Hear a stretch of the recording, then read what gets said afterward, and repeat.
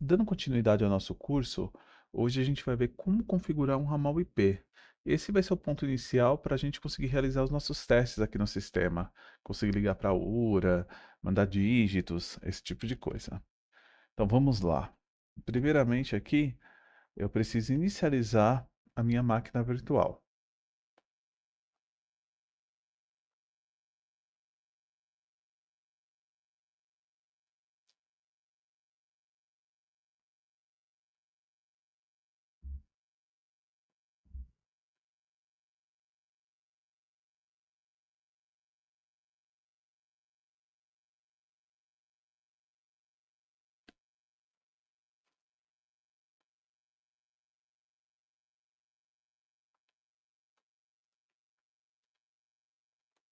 Então vou fazer o login para consultar o IP com a máquina subiu.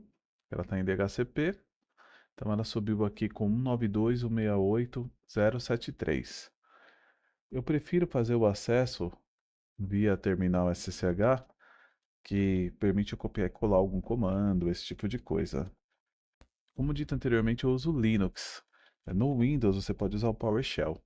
A sintaxe do comando é a mesma. Menos L é o meu usuário.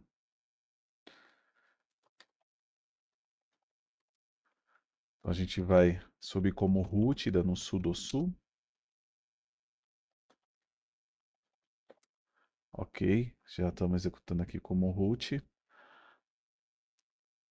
Ctrl L para limpar. Deixa eu aumentar um pouquinho aqui os caracteres aqui para ficar mais fácil de visualizar. Então, todos os arquivos de configuração do Asterisk, eles ficam aqui no etc/asterisk.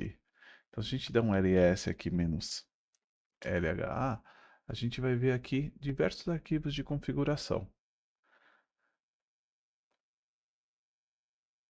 Desde arquivos de configuração de bilhetagem, a parte de dial plane, facilidades. Então tem bastante coisa mesmo aqui.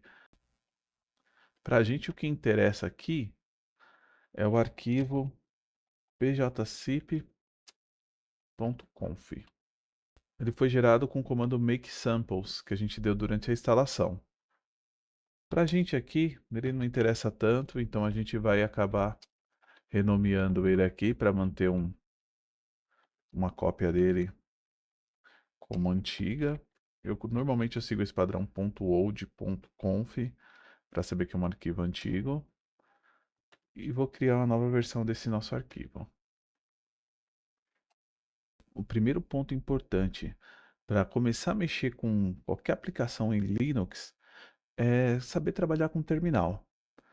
O editor que eu costumo utilizar é o VI, o Vi. Ele tem alguns atalhos que eu vou explicando conforme a gente for trabalhando, mas essa é a cara dele inicial. Para a gente abrir o arquivo para edição, eu pressiono I, ele vai sinalizar aqui que está em modo de inserção, né, modo de edição aqui para a gente. Ele está aberto para a gente começar a trabalhar e editar o arquivo. Então vou começar aqui pela nossa parte de transporte, definindo como vai ser o transporte a comunicação dos nossos endpoints SIP com o servidor Asterisk. Então, o tipo aqui é transporte. O protocolo que a gente vai usar vai ser o DP. E a gente vai escutar de qualquer origem para qualquer destino na porta 5060, que é a porta padrão SIP. A gente vai criar aqui o nosso primeiro ramal, um ramal 100 aqui para a gente. O tipo dele vai ser um endpoint. O contexto foi aquilo que a gente viu lá na parte das aulas de arquitetura. Vai ser o contexto interno. A gente vai desabilitar por padrão todos os codecs e vai habilitar os codecs allow e o LAW, que são os codecs G711, PCMA, PCMU. A gente vai fazer uma referência aqui para a parte de autenticação, de autorização. vai ser o 100, e a parte aqui de registro de endereçamento interno vai ser o 100. Por enquanto, vocês não precisam se preocupar muito com os detalhes dessa parte, tá? A gente vai criar aqui a nossa parte de autenticação. Então, 100, que vai ser a chave a tipo de autenticação.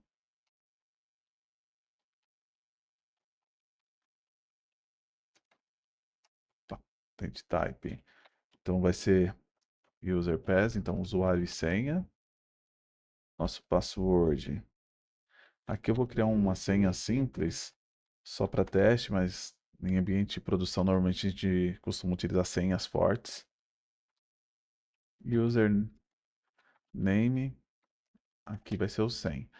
Um outro detalhe também, aqui é um ambiente de estudo. Ambiente de produção, normalmente a gente não coloca no username só o número do ramal. É legal colocar algum caractere especial, alguma coisa do tipo, porque existem problemas de ataque de força bruta, onde o atacante fica tentando adivinhar usuário e senha. E no caso, quando a gente usa o usuário e o número do ramal, é bem comum ramais começarem com 100, 101, 1000, 1001, assim por diante. Então, uma vez tendo o username, o atacante só tem que descobrir a senha. E se você não monitora um sistema em produção, ele pode ficar tentando uma combinação até conseguir atingir, que isso a gente chama de ataque de força bruta. Mas isso foge do escopo do nosso treinamento aqui, do nosso curso. Aí aqui a gente vai criar o nosso AOR, que é a parte de gravação de endereços, de como vai ficar registrado os endpoints na nossa aplicação. Finalizamos a nossa configuração básica de um ramal SIP. Então, no Vim, ele tudo trabalha como atalhos.